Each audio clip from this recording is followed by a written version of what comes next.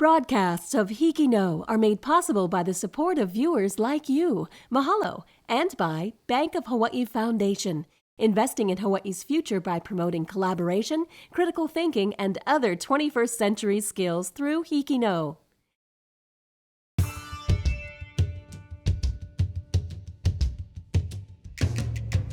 Aloha, and welcome to this special edition of HIKI NŌ, the nation's first statewide student news network. I'm Cameron Tabiolo, and in the fall, I will be a senior at Moanalo High School on Oahu. I'll also be joining MENAMAK, the broadcast media class at Moanalo that creates stories for HIKI NŌ, which is why tonight's episode has a special significance for me. For the next half an hour, we will be showcasing the very best stories from the spring quarter of the 2016 to 2017 school year. These are the stories that set the bar so very high for future HIKI NŌ students like myself. They also represent the best up-and-coming digital storytellers from across the state, something that I will aspire to in my senior year. So, let's take a look at what some of Hawaii's exceptional young people, HIKI NŌ, can do. Our first story is about a well-known New Year's tradition, but it's also about a family that managed to hold on to its tradition, even after the loss of the very person who was at the center of it all. From the students at Maui Waena Intermediate School in Kahului, here is Mochi pounding. The process of making mochi consists of steaming and pounding sweetened rice to create a Japanese dessert that brings good luck to the new year. But really, sharing this tradition creates something even sweeter, memories and community. For the past 27 years, Carolyn and Tom Fujita have hosted the annual mochi pounding at their home in Kahului, Maui. Okay, we started really small in 1985. We pounded like 50 pounds, maybe a little less than 50 pounds of mochi. And now we pound a little over 200 pounds of mochi. But this event does not plan itself. Every single year we've been doing mochi pounding. Grandpa spends maybe a lot of his time preparing for it with the mallets. He puts up the tents, he puts out all the chairs, he cleans the tables, he rearranges our house. He does all kinds of stuff just to prepare for this. He does it every year. This year's preparation has been more difficult because on November 28th, Carolyn, Tom's wife, sadly passed away. Mrs. Fujita was our matriarch. I mean, she and her husband were pretty much our group leaders. They took the lead in getting this together. It's different because she's not here. We miss her today, this year because she used to do so much things, help me shop and help me plan. For one thing, the menu. She has a lot of input. People come together from as far as the mainland to celebrate this tradition. Everybody's not Buddhist, but you still have the tradition. And the tradition continues in the way of fellowship and continues in the way of, giving some mochi that you just pounded to your neighbors and have them share in that joy of doing this kind of work. This annual gathering to bring in the new year has shaped the younger generation. So when Grandpa can't do mochi pounding anymore, I'm hoping that me and my brothers and my generation will be able to pursue our goals and dreams, and then it'll be our turn. Although Carolyn is not there to celebrate the annual mochi pounding, her spirit still lingers. I'm sure she is looking down on us, and maybe that's why they're clearing up. And this morning the wind died down, so I'm sure she's helping with us with that too, yeah. This is Hannah Okamoto from Maui Waena Intermediate School for HIKI NŌ. We've all heard the saying, never judge a book by its cover. Well, one of the best ways to reveal the true book behind a cover is to do a HIKI NŌ story on the person in question. That's what students from Makai Middle School on Oahu did, and boy, were they ever surprised. Had a student in here who told me, Mrs. Martin, last year I hated you. I said, really? You hated me? Still hate me now? He goes, no. I'm like, so what's the difference? How come you don't hate me anymore? And he said, because I got to know you. Mrs. Jerry Martin, a vice principal at Eva Makai Middle School in Eva Beach, has a reputation for being the toughest administrator at the school. However, she has grown accustomed to the thought of students calling her mean and being frightened by her. Rumors that people said about Miss Martin was that she's mean and like the way that she used to look at them was like they didn't like it. Despite what students may say, Mrs. Martin's mission goes much deeper. Growing up, I didn't like the way my life was. And I was a very, very angry person. And being an angry person, if anybody looked at me the wrong way or said the wrong thing, I'd lose it. I had a really bad temper. And took my anger out on people, and they didn't deserve that. And had to take responsibility, and now realizing that I had hurt so many people, promised that I would do everything I can to, instead of hurt people, help. To make up for her past mistakes, Mrs. Martin began serving her community by coaching sports in hopes of helping others. When I was involved with community sports, there were a lot of students who didn't have family that would come to their games. And so it was those individuals that I took in that would come home with us and stay. And sad thing is some of their families wouldn't even call to check on them. But I think being able to not just take care of my sons, but to be able to take care of the greater family, which is the community. Although some students may think that Mrs. Martin is harder on them, she only wants to steer students towards the right path. She helped me with problem situations, like when I fight with other students in school and I always get pulled into her office. She always tells me stories about the same thing that I'm in and that I'm not the only one who's in this situation. Even though you think that she's mean, she's not. She's a very caring person. For me, every individual matters. Every individual has the potential and the right to be happy and successful. Even though Mrs. Martin may be tough on the outside, her caring nature shows students that we can all grow from our mistakes. This is Christina Overly from Makai Middle School for HIKI NŌ. One of the secrets to the success of HIKI NŌ is that it taps some of the top professionals in Hawaii's broadcast journalism, film, and television industries to give students valuable feedback at each stage of the HIKI NŌ process. A similar type of mentoring is happening for some of Hawaii's fledgling fashion designers. Students from Sacred Hearts Academy on Oahu explored this program in the following story. Step into the collective at Ward Warehouse, and you'll find a boutique filled with clothing made right here in Hawaii. Behind the counter, you'll likely see co-owners Allison Izu-song and Summer Shigi hard at work on their next collections.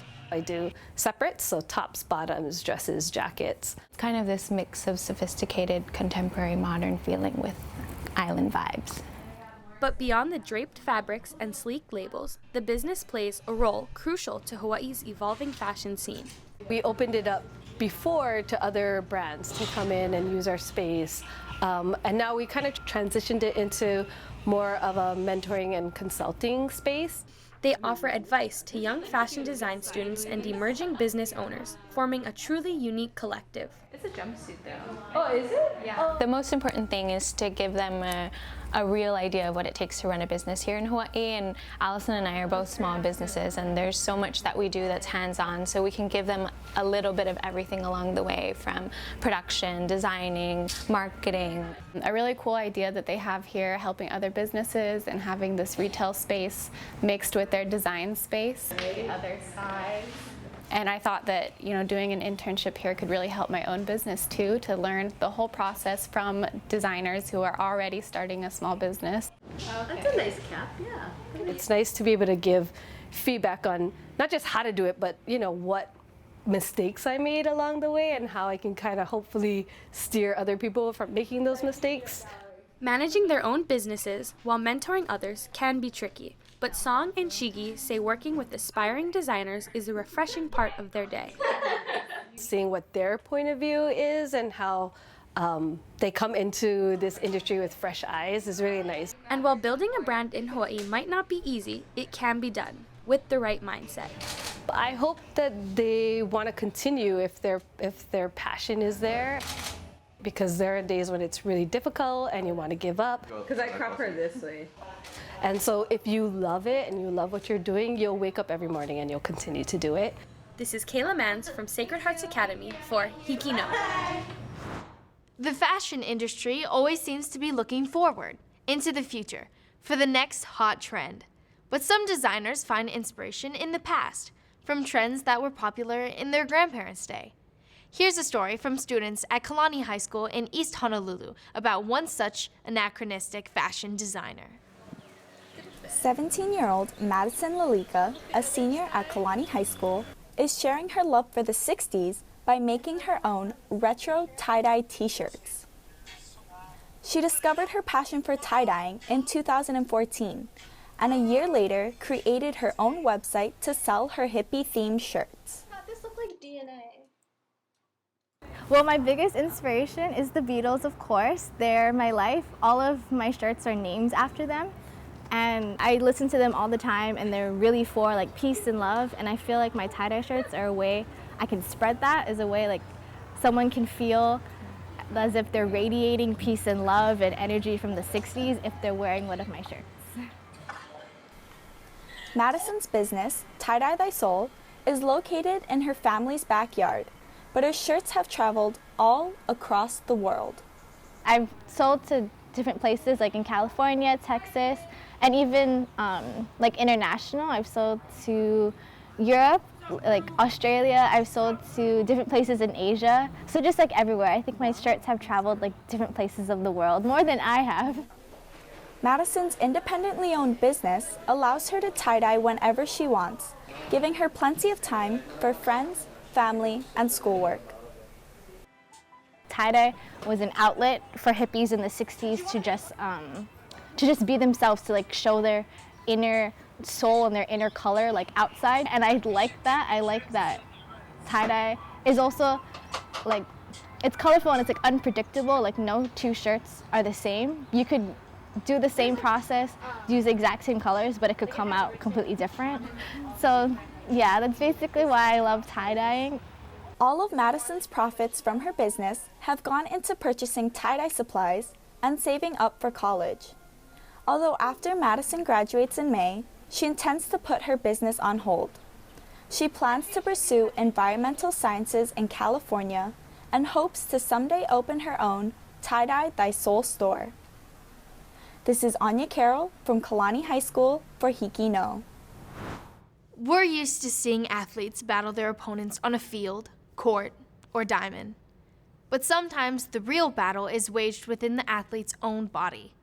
Here's an example from students at Waiakea High School in the Hilo district of Hawaii Island.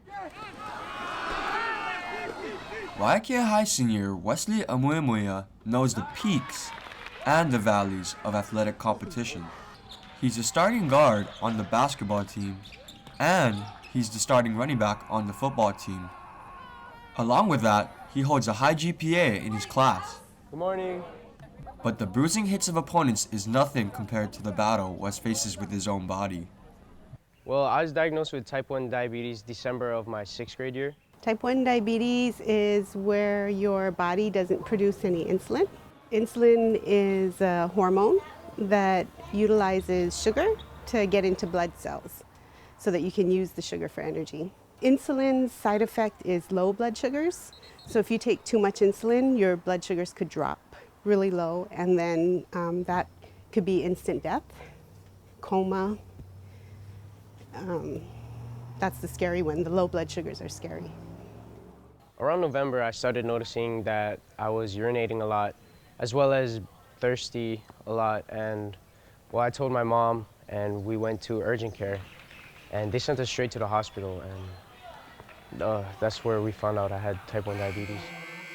I have to take insulin around 6 to 8 times a day, and first I would just take the insulin pen, attach the needle, dial up however much units I need, and inject myself with that. Unfortunately, I will have that for the rest of my life. I think at first everyone was scared because we didn't know much about type 1 diabetes, and Wesley was the first person in our family to have it. I think that we all kind of came together to learn about it, and we made healthier decisions as a family as a result of the disease too. There were a lot of scary moments ever since I was diagnosed with diabetes, but I think by far, recently actually, I was up late packing for a trip that I was supposed to go on, and I took insulin and had forgotten to eat because I was so busy. And when I fell asleep, my body went hypoglycemic, and that's just when your sugar becomes really low. Well, my mom was trying to wake me up, but I wasn't responding. So the next thing I woke up to was my father carrying me to his car. Well, I went in the hospital. They gave me a glucagon drip, and that's just dripping sugar into my bloodstream. And definitely that was the scariest moment because I didn't know if I was gonna live or not. Diabetes has made me really interested into becoming an endocrinologist. Basically, that's just the specialized doctors for diabetic patients. Well, since I had diabetes, it made me very passionate about trying to help others in my situation. With the support of his family and friends, it seems Wes has a sweet shot at helping others like him. From Waiakea High School, this is Sean Kojima for HIKI NŌ. Some people have a knack for spotting a need in their community and filling it. What motivates them has nothing to do with recognition or personal gain. They do it for one simple reason: to improve the lives of others. Students from WAIANAE High School in West Oahu introduce us to one of these invisible heroes. We were all sewing them by hand. Renee Cabello is helping her community one stitch at a time. Plus two, if you don't push it through properly, like I said, it's sticky out underneath. Renee spent weeks last year handcrafting over 250 flags for the 25 crosswalks without traffic lights here on the Waianae coast. I'm not a talker. I want to do something. It might not be everything, because I know some people do a lot more than I do, but I want to be able to do something. And that was the common thread that she found within the people of the Maka'ala program. A Maka'ala is a program that we've adopted on the west side to help the pedestrians be seen and the drivers to be able to see the pedestrians. According to Hawaii Free Press, Hawaii has been recorded to have the 4th highest pedestrian accident rate in the nation. On Farrington Highway alone, there were 30 fatalities recorded in the year of 2016. Okay, hold my hands. Flags have been posted at each side of the crosswalk so the pedestrian is able to be visible by drivers as they are crossing the street. You know, there's some spots on Farrington that drivers tend to speed up that also happen to be frequented by a lot of pedestrian traffic. So I think having the flags now in place, it actually, again, makes them more visible as they cross the highway. When I first saw it, I really was surprised to it. But then I thought about it, you know, that was a great idea that they came up with this, pedestrian program. The flags have solved the issue so well that it actually raised new problems, keeping them in their assigned holders. Well, main goal is to hurry it up and get those flags back out there because they're getting faster as far as turnover for us to be able to replace them. It is all a part of the process for her as she continues to repair the fabric of the community. We just want what's fair to our people and for just safety standards. This is Wainani Wetter from Waianae High School for HIKI NŌ. Our next story is so unique that it couldn't fit into any pre-existing HIKI NŌ category. As a result, it launched a brand new genre of HIKI NŌ story: the personal essay. Here is The Fact of You by students from Kauai High School in Lihue. The word fact can be defined as a true piece of information, and in our day and age where information and messages are bombarding us from every angle, every second of the day, that's all we really want in life: truth. We are curious beings, we like to know things, and we like to get answers. correct answers. As we all know from presentations and essays and reports we've made, it is of utmost importance to be factual and accurate in everything we produce. But isn't it ironic that in a world that is so conscientious about producing substantiated truth, our very selves often lack authenticity and accurate representation? We have fact-checked and weeded through the false information in the world around us, but what about the false information that lies within us?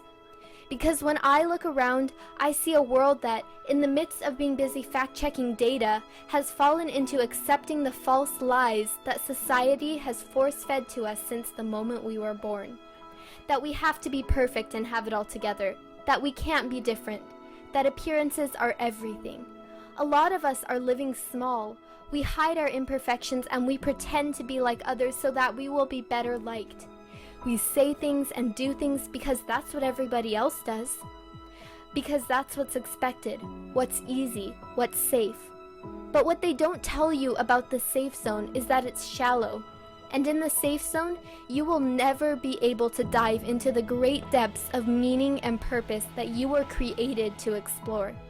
Yes, you were created to dive deeper than the shallow depths of conformity, and you were created to be yourself.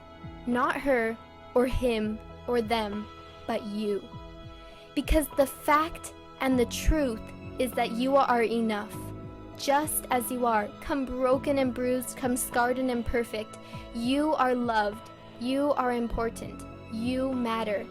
And if you can tap into this truth and let these facts transform you and set you free from the chains of conformity, then you can be a production of truth and freedom.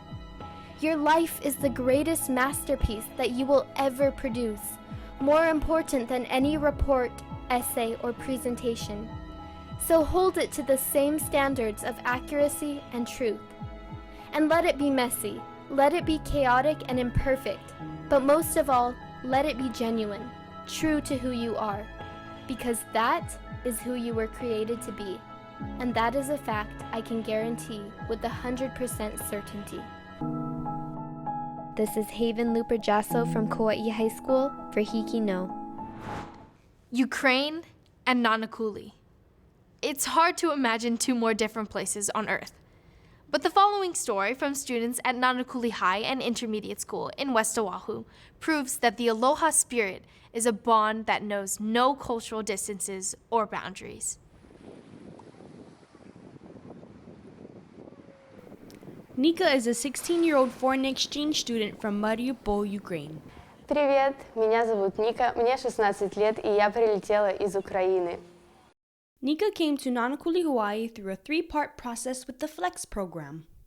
I'm a HIKI exchange student who came in Hawaii, and I was so excited because of this, and now I feel so happy and so blessed with that. She is a part of the NANAKULI High and Intermediate School Performing Arts Center, where she has made many friends. Everyone is so friendly and so nice to me, and they can just support you in everything. During her time here in Hawaii, Nika has chosen to give back to the community. I have done community service in Hawaii as well. First of all, I remember the greatest experience was in the zoo because it was volunteer with kids. I just helped with providing different stuff, fun stuff for kids and like different programs. Along with Nika giving back to the community, she has also been a role model for others. She's very positive, very funny as well. I kind of want to be like her because she does everything so right. I think the way I would say it is that she exhibits that aloha spirit. She's caring, no sense of attitude, very polite. And I think, when we talk about that sense of aloha, although she comes from somewhere far away, she truly exhibits all those characteristics. Although Nika has a positive attitude, she still faces the reality of what's going on back home in Ukraine. It was since 2014, the war. In Ukraine, I get used to hear sounds every day, like the bombing and stuff like that. And here in Hawaii, I feel more comfortable because I don't hear it every day. While she has been in Hawaii, she has developed a new definition and appreciation for home. So caring for our island home starts with us, because our home is not only about roof above your head and building in which you live. So for me, home is where you feel loved.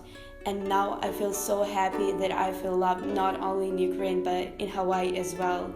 So care for our island home means to care for each other, because our home is where our heart is. Nico will return to Mariupol, Ukraine on May 16, 2017. This is Kukui Raymond from Nanakuli High and Intermediate School for HIKI NŌ. I hope you've enjoyed watching these outstanding HIKI NŌ stories from the spring quarter of the 2016-2017 school year, as much as I've enjoyed sharing them with you. I know that they've inspired me to aim high when I enter Moanaloa High School's HIKI NŌ program in the fall. Be sure to tune in to PBS Hawaii every week at this time to see many stellar examples of how Hawaii's young people HIKI NŌ can do.